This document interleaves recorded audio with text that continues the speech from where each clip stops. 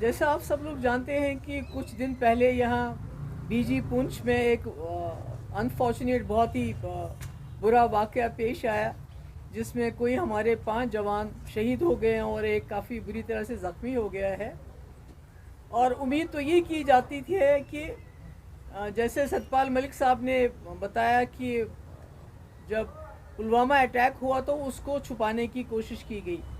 यहाँ ये उम्मीद की जा रही है कि इसको मामले की तह तक पहुंचने की कोशिश की जाएगी और पता चलना चाहिए कि इतने सिक्योर्ड एरिया में जहां फ़ौज का इतना बड़ा दबदबा है, ज़्यादा दबदबा है, ये कैसे हुआ।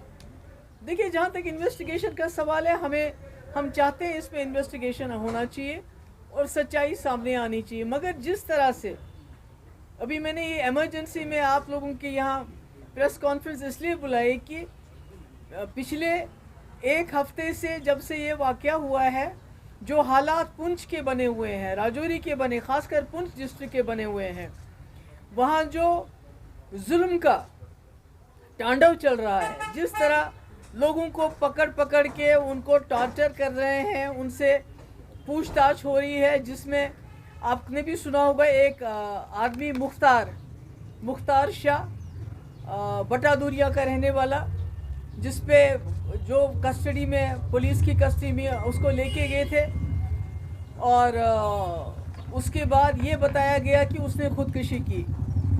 तो उसके घर वाले कहते हैं कि अगर ये कस्टडी में था, आर्मी की, पुलिस में की कस्टडी में था, तो कस्टडी में कोई खुदकुशी कैसे कर सकता है। आपने खुद भी नोट किया होगा 2019 के बाद कई बार ऐसा हुआ, जो सस्पेक्ट्स होते हैं उनको कहते हैं कि हम इनको जी हाइड आउट की तरफ लेके जा रहे थे, वहाँ से मिलिटेंट ने गोली मारी और ये मर गए, या तो हम इसको हाइड आउट की तरफ लेके जा रहे थे, ये भाग गया, और उसके बाद जैसे अब्दुलरशीद डार की मिसाल है जो यहाँ कुनन पोशपोरा में। और आज ये जो मुख्तार शाह है, कोई 35-36 साल का आदमी है, ये इसको आर्मी और पुलिस जो इल्ज़ाम है उनके घर वालों का, उसको उठा के ले गए और उसके बाद इसके घर पे छापा डाला गया पुलिस की तरफ से, एनआईए की तरफ से, तीसरी एजेंसीज की तरफ से। इनके घर को तितर बितर किया गया। इसका बाप जो बहुत ही बुज़ुर्ग आदमी है, उसके साथ बड़ी बदसलूकी की गई, इसके बीवी बच्चों के साथ बदसलूकी की गई।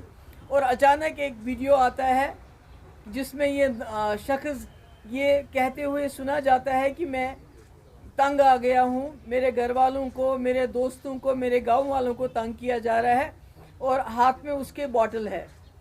मगर अगर वो वीडियो उसने खुद शूट किया है तो फिर वो हिलना नहीं चाहिए था, वो एक ही जगह स्टेशन होना चाहिए था, वो नहीं। इसका मतलब है कोई ना कोई ऐसा ज़रूर था जिसने इसकी, अगर इसने खुदकुशी की है तो उस खुदकुशी के में उसको साथ दे रहा था। वो कौन है? इट्स अबेटमेंट टू सुसाइड, उसको सज़ा होनी चाहिए, इसका इन्वेस्टिगेशन होना चाहिए। बल्कि हालांकि उनके घर वालों का ये कहना है कि हमें शक है कि इसने खुदकुशी की गई, इस पर दबाव डाला गया, उसके बाद इसको कहीं फेंका गया, जहाँ से इसको अस्पताल लेके गए, पहले मेंढर और उसके बाद राजौरी, जहाँ ये मर गया।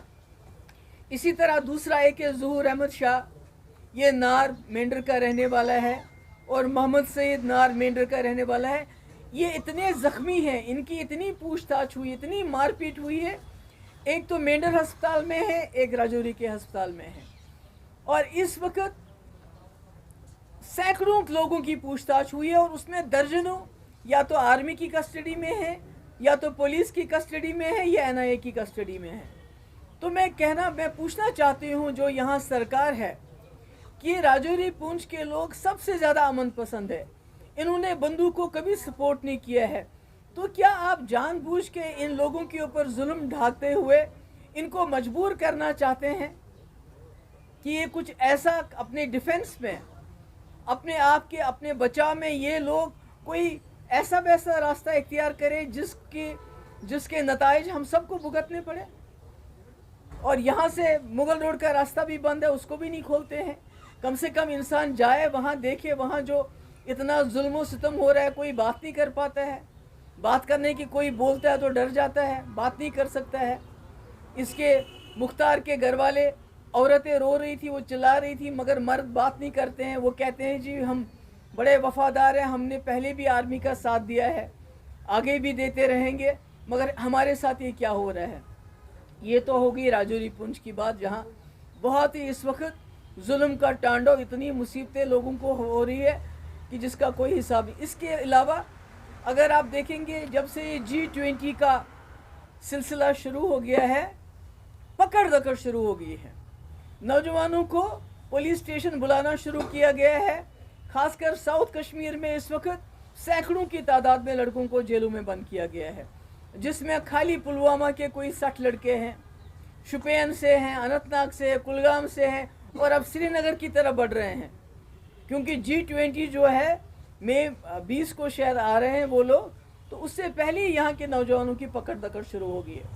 तो मैं जानना चाहती हूँ, यहाँ की जो सरकार है, जो रोज़ दावे करती है यहाँ सब ठीक ठाक है, अब कितना जुल्म करेंगे वो लोगों पे? अगर उनको बीजी में उन पे हमला हो गया आर्मी पे, तो आम लोगों को क्यों तंग करें? आम लोगों की क्यों पिटाई करें? आम लोगों की हलाकतें क्यों वहाँ हो रही हैं टॉर्चर की वजह से?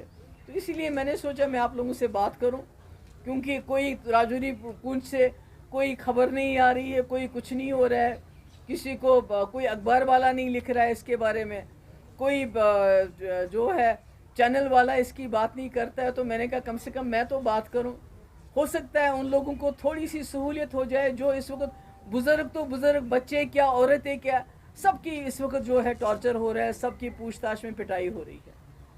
Anything you want to ask me, please go ahead. Are we done? No questions today.